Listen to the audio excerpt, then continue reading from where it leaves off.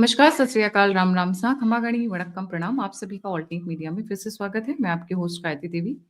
अक्सर ऐसा देखा गया है कि जब संत महात्मा जब एक नॉर्मल इंसान संत महात्मा बन जाते हैं, संत पुरुष बन जाते हैं, तो वो अपने आप को पॉलिटिकल अफेयर से बहुत डिस्कनेक्ट कर लेते हैं। और भारत में इसके बहुत सारे एग्जाम्पल्स हैं। सभी आप संत पुरुषों को देखेंगे कि चाहे लव जिहाद का मैटर हो, वक़्फ़ का हो, सुप्रीम कोर्ट के जजमेंट्स हों, ट्रांसजेंडर्स को लेकर हो या अलग-अलग भ्रांति-भ्रांति के जो टॉपिक्स होते हैं, वो उस पे जनरली कमेंट नहीं करते। उनको पॉलिटिक्स से बहुत अलग माना जाता है, जुडिशरी से बहुत अलग माना जाता है, चाहे वो सही हो या गलत हो। But over a period of time आपको नहीं लगता है कि जब धर्म की स्थापना करनी हो, तो इन्हीं संत पुरुषों को सामने आकर मार्गदर्शन की ज़रूरत है, उनको राहें दिखाने की ज़रूरत है। सब स्पेशली ऐसा मोमेंट जब ज़ेन ज़ी के नाम पर रेवोल्यूशंस हो रहे हों, उनको बरगलाया जा रहा हो, तो उनको एक सही डायरेक्शन दिखाने की ज़रूरत है। ऐसे में कुछ एक लोग अब सामने आने शुरू हो चुके हैं। समय की माँग के अनुसार अब वो शायद धीरे-धीरे उनको समझ में आ रहा है कि अब चुप रहने से काम नहीं चलेगा। इससे पहले कि मैं मेन मुद्दे पर आऊँ, कुछ सिटीज़ में जो हमने नोटिस किया है रिसेंटली, दिल्ली, अरुणाचल प्रदेश, जम्मू एंड कश्मीर, मुंबई, श्रीनगर, कई हमने जगहों पे देखे कि ये जो बांग्लादेशी हिंदूज़ के साथ किया जा रहा है, जो उनको मारा जा रहा है, जलाया जा रहा है, काटा जा रहा है, पत्थरों से पटक-पटक कर पीट के मारा जा रहा है, उस पे अब बोलना शुरू हो चुका है। This is the first time I feel the Hindus are getting consolidated. हिंदुओं में एक एकता की भावना शुरू हुई है और इसमें ज़ेन ज़ी का बहुत बड़ा हाथ है। डेफ़िनेटली है, कैसे समझाऊँगी? मैं बात करूँगी सद्गुरु के आज एक बहुत बड़ी स्टेटमेंट की। सद्गुरु को क्यों मैं इतने ऊँचाइयों से देखती हूँ, उसके पीछे भी रीज़न है। बहुत सारे संत पुरुष हैं हमारे यहाँ पर, सब अलग-अलग एक लोगों को कैटर करते हैं। ज़्यादातर हम देखते हैं 35 प्लस ऐज के लोग जाते हैं। पर जब हम बात सद्गुरु की करते हैं, तो वहाँ पर एक ज़ेन ज़ी का बड़ा मैं बोलूँगी मजमा या फिर बड़ी उनकी ग्रिप है, पकड़ है ज़ेन ज़ी में। क्यों? क्योंकि जनरली जब वो बातें करते हैं, तो वो डिस्कार्ड नहीं करते हैं चीज़ों को। उनकी बातों को ध्यान से सुनते हैं, एनालाइज़ करते हैं और उसके बाद वो बातें करते हैं या फिर उनकी जो समझ है, वो साइंस से है, लॉजिक से है, अ, टैंजिबल चीज़ों से है। जो वो बात बताते हैं उससे वो जेनज़ीज़ कनेक्ट कर पाते हैं उनकी भाषा में बहुत सिंपल करके चीज़ों को। छोटी-छोटी veg, non-veg, periods, LGBT communities, energies, vibrations, planets, बहुत जो भी आप टॉपिक उठाएँ। That is why he is able to connect with younger generation despite being an elderly person. But ये चीज़ मैंने बाकी जगह थोड़ी-सी कम नोटिस की है। सिंपल कनेक्शन बहुत ईज़िली एस्टैब्लिश कर लेते हैं। ये जो हो रहा है बांग्लादेश में उसमें एक बहुत बड़ा स्टेटमेंट आया है सद्गुरु जी का और मैं सामने इस स्क्रीन पर इसलिए रखना चाहूँगी सो दैट वो रिकॉर्ड में रहे। उनसे एक इंटरव्यूअर क्वेश्चन करते हैं कि सद्गुरु उनसे जो इंटरव्यूअर है उनका एक अनुयायी है वो पूछते हैं Bangladesh is publicly saying that they will cut the Siliguri corridor chicken's neck what are your thoughts on this? Very straightforward, simple to the point, exact and bold, I would say, very bold. Because देखिए सदगुरु जी की जो following है across the world वो massive है। Hollywood से लेके business tycoons, industrialist सब उनके यहाँ आते हैं। किसी से वो चढ़ावा नहीं मांगते, वो सब प्यार से आते हैं, कनेक्शन की वजह से आते हैं। He says it's very stupid of us to have waited for that comment to come. And now that comment has been made. मतलब ये तो बेवकूफ़ी थी हमारी कि हमने वेट किया इस स्टेटमेंट के आने के लिए, हमें इससे पहले ही एक्शन ले लेना चाहिए था। जब ये क्रिएट हुआ बांग्लादेश, मैं उनकी बातों को ट्रांसलेट कर रही हूँ। जब ये देश क्रिएट हुआ 1971 हमें तभी इसको साथ में इनफैक्ट वो तो कहते हैं 1946-47 में ही एक्शन लेना चाहिए था। बट जब 1971 में ये देश क्रिएट हुआ, उसी वक़्त हमको ये एक्शन लेना चाहिए था। हमने इतना वेट करना ही नहीं चाहिए था। पर now this chicken next that people have started talking about it's time. आप इसको नरिशमेंट दो, आप इसको स्टेरॉइड दो, आप इसके ऊपर जो एक्शन लेना है ले लो। Remember the word he saying whatever needs to be done needs to be done. मतलब साम दाम दंड भेद सारी चीजें, don't exclude anything, don't exclude anything. Maybe it needs nourishment. Maybe it needs some steroid. Whatever is needed, we must do. Will inevitably, I think now they have brought it to the fore. It need never happened. But what we try to do has cost.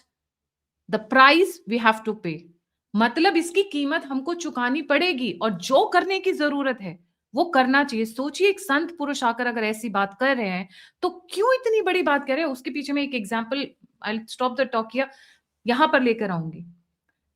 पिछले 1971 से लेके जब से ये आजाद हुए हैं आज तक हजारों मंदिरों को बर्बाद कर दिया गया है।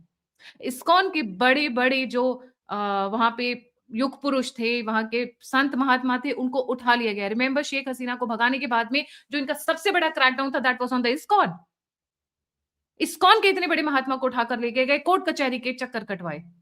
उनका जो फोकस है that is not on politics, remember that is on Hindus. Hindu धर्म के ऊपर उनका अटैक है। उनका प्रहार चिकन नेक के ऊपर नहीं है, उनका अटैक हिंदुओं के ऊपर है। क्यों ये बार बार चिकन नेक की बात कर रहे हैं? क्योंकि ये पूरे के पूरे नॉर्थ ईस्ट को अपने जाल में लेना चाहते हैं। ये जो ग्रेटर बांग्लादेश का जो मैप बनाया गया था, वहां पे ये इस्लाम फैलाना चाहते हैं। पॉलिटिक्स की बात ही नहीं है, बात है it's a clash of civilisations. Coming back to again what he said, we will have to pay a cost, इसमें कोई डाउट नहीं है, कीमत चुकानी पड़ेगी और शायद सरकार उसकी तैयारी कर भी रही है। उसी टॉक में जब ये नीचे जाते हैं तो कहते हैं maintaining sovereignty of nations is important, nurturing neighbouring nations to also becomes prosperous, so वो भी इंपॉर्टेंट है। बट इसका मतलब ये नहीं है कि आप उनको सर पे चढ़ जाने दीजिए। Correction must happen. अब जो इतनी बड़ी बात ये कह रहे हैं, मैं आपको अरुणाचल की आज एग्जांपल दूंगी, अरुणाचल में क्या हो रहा है। And I think I take the credit because nobody has covered, hardly people have covered कि अरुणाचल के अंदर क्या हो रहा है। अरुणाचल के ट्राइबल्स इकट्ठे हो गए हैं, क्या बोल रहे हैं, हमारे यहां आए तो जलाकर राख कर देंगे और हिंदुओं को हाथ लगाया बांग्लादेश में तो काट कर फेंक देंगे। This is the pride. Arunachal हो, त्रिपुरा हो, दिल्ली हो, मुंबई हो, ये जो इकट्ठे हो रहे हैं हिंदू, अब हमें अपनी ताकत दिखाने की जरूरत है। उंगलियों की तरह नहीं रहना है, इकट्ठे होकर मुट्ठी बनना है। सो मच सो कि आज यूएस का एक स्टेटमेंट आया है। What has US said? US has said we have taken a note of the killings of Hindus in Bangladesh and investigation must be launched. Very rhetoric, diplomatic, वो जो चलते फिरते एक स्टेटमेंट देते थे ना, हमने नोट कर लिया है, आप इस पे हम एक्शन करने की सोचेंगे। जैसे एक जसपाल भट्टी के बड़े मजेदार सीरियल हुआ करते थे, मैं बहुत छोटी थी but they have left a deep impression. इस बार की मीटिंग का एजेंडा क्या है कि अगली मीटिंग कब होगी, चाय समोसे सर्व हो जाएंगे। इस तरीके के हमने बहुत देखे हैं स्टेटमेंट्स आते हुए। Remember Trump was the one who said we leave Bangladesh to India, India knows how to deal with it, they have been dealing with it for decades. फिर अचानक से क्या हुआ कि आप बांग्लादेश में घुस गए, आपने अपनी आर्मी को ट्रेनिंग के लिए भेज दिया, आपने सेंट मार्टिन को कब्जाने की कोशिश की, म्यांमार में घुसने की कोशिश की, एक वहां पे कॉरिडोर बनाने की कोशिश की। हुआ क्या? कुछ तो चल रहा है ना पीछे, डेफिनेटली। एंड बात करते हैं जेंजी की। नेपाल के जेंजी ने जो एग्जाम्पल सेट किया है उसका कोई तोड़ नहीं है, दिल खुश कर देता जिसको बोलते हैं। नेपाल के जेंजी सीधे सीधे आकर कह रहे हैं तुम हिंदुओं को वहां हाथ लगाओ, यहां पर हम बांग्लादेशीज को निकाल निकाल कर पटक पटक कर फेंकेंगे। This is the statement and this is a powerful statement. Yes, offence is the best defence. अगर आप अपने घर के आसपास बाउंड्री नहीं लगाओगे, आप मार्किंग नहीं करोगे, आप अपनी टेरिटरी क्लियर नहीं करोगे, तो आपके पीछे लोग पड़े रहेंगे। और एक संत पुरुष का आकर ये कहना, सदगुरु का आकर कहना, no matter what the cost involve, is a big statement. Remember he has a mass following across the world, he has a mass following. जब शिवरात्रि के समय पर उनका प्रोग्राम होता है, दुनिया भर के लोग आते हैं, बड़े छोटे हर तरीके के लोग, बड़ी बड़ी celebrities. And when he speaks something that he is bringing the matter right on the world stage. Yes, we have been speaking, but हमारे यहाँ से स्टेटमेंट क्या आते हैं? दीपू चंद्र दास जी का कब निधन हुआ और स्टेटमेंट कब आया, जरा आप मिलाकर देख लीजिए। आप मिलाकर देख लीजिए। हाँ, बिल्कुल, we can't have an action in Bangladesh, is a independent country. But don't you think it's time to punish them? ये जो चावल 100 मिलियन टन्स लेकर जा रहे हैं, बिजली लेकर जा रहे हैं, ये वाली चीजें रोकने का तो मतलब बनता है ना, इट्स अ लैंडलॉक कंट्री। जब नाइजर के अंदर यूएस अटैक कर सकता है on so called attack on Christians, why can't we take the other measures to help our people? और आपको इतनी ही प्रॉब्लम है हमारे हिंदुओं से तो भेज दीजिए हमारे हिंदू। सीए, एनआरसी उन्हीं के लिए लाया जा रहा था। हम खुशी-खुशी ले लेंगे और ले जाओ अपने जाहिल टर्माइट्स को, दीमकों को, जो सिर्फ़ fake documents, fake passport, fake ये, फेक वो सारे उल्टे-सीधे काम यही करते हैं।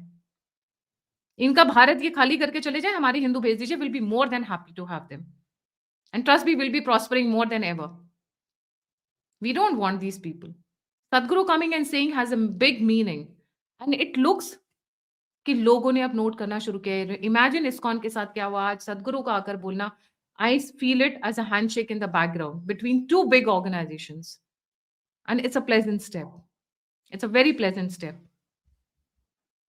Thank you so much for joining Delhi में बांग्लादेशियों को इस वक्त खदेड़ा जाना शुरू हो चुका है लोग चिढ़ गए हैं हम कभी माइंड नहीं करते थे आप आइए खाइए रहिए कमाइए जनरली भारतीय बहुत बड़े दिल वाले होते हैं हम लोग बहुत बड़े दिल के हैं पर जब आप अपनी मर्यादा भूल गए आप अपनी लाइन एंड लेंथ भूल गए आप हमारे खून पे हथियार उठा लोगे तो trust me will not leave you will not spare you thank you so much for joining जाने से पहले व्यूअर से रिक्वेस्ट है कि सभी जितने भी संत पुरुष हैं सबसे रिक्वेस्ट करिए मार्गदर्शन करें अब चुप रहने का समय नहीं है कि अपने शिविर में और अपने प्रसाद और अपने डोनेशंस को काउंट करें डोनेशंस हिंदुओं से मिलेगा अगर हिंदू रहेंगे तो डोनेशंस आएंगे वो नहीं रहेंगे तो नहीं मिलेंगे प्रेशर बनाइए कि ए पॉलिटिकल थ्योरी से बाहर निकले और पॉलिटिक्स में आए एक बहुत बड़ी स्टेटमेंट कह रही हूँ political science is the mother of all sciences if there is no political science there will be no sciences तो ये बहुत जरूरी है कि वो सत्ता की महत्वता को पहचाने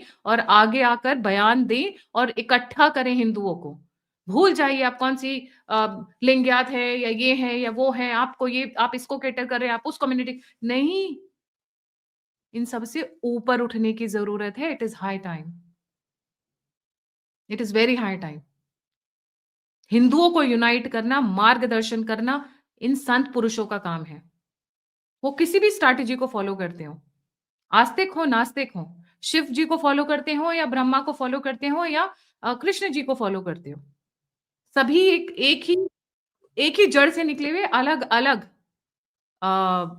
कम्युनिटीज या सेक्ट है पर सबकी जड़ सबकी जननी सिर्फ एक है वो है हिंदू हिंदू इसके साथ जय हिंद जय श्री राम हर हर महादेव